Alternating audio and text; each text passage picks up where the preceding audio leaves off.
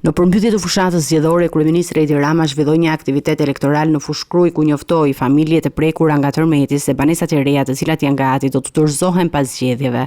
Të gjithë detyrimet tona me shpërndarjen e 350 apartamenteve të fundit që kanë mbetur vetëm për shkak se respektuam të periudhë zgjedhore që ka disa rregulla të caktuara, kështu që lart në Krujë këto apartamente do të shpërndahen menjëherë pas zgjedhjeve. Fjalimi i kryeministrit shoqërua dhe me prezantimin e projekteve të realizuara në qargun e Durrësit, ku Rama përmendi investime në infrastrukturë dhe rikonstruksionin e shkollave dhe qendrave shëndetësore. Që shifni, damarët këtu me jeshil dhe me të verdh janë të gjitha rrugë të brendshme të qarkut Durrësit. Dhe në totalin e tyre janë 596 projekte për gati çerek miliard euro dhe 362 kilometra rrugë të brendshme që janë rehabilituar në të gjithë qarkun e Durrësit. Vazhdojmë. Këtu kemi projektet e transformimit urban, janë 99 projekte 81 milion euro që kanë transformuar Durrësin, kanë transformuar Krujën lart, një destinacion historie dhe turizmi që ishte një qamet i madh, ndërkohë që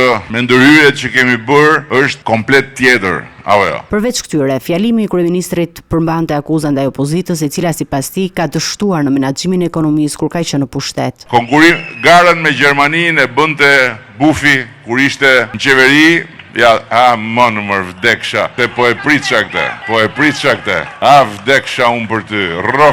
Rrofsh që kalove, rrofsh, hudhër, rrofsh. Kjo është rritja, po thosha që ne nuk jemi ngarë me Gjermaninë. Ngarë me Gjermaninë e bote Bufi, kur ishte në qeveri. Ju kujtohet që tha, arritëm, tha jemi dytët mas Gjermanisë. Edhe pastaj për pak përfundum në humner prap. Ne garën e kemi, ose krahasohemi me rajonin, me Ballkanin. Shihni sa e kemi rrit ne prodhimin në to vite, kurse kjo është mesatarja e vendeve të tjera të Ballkanit.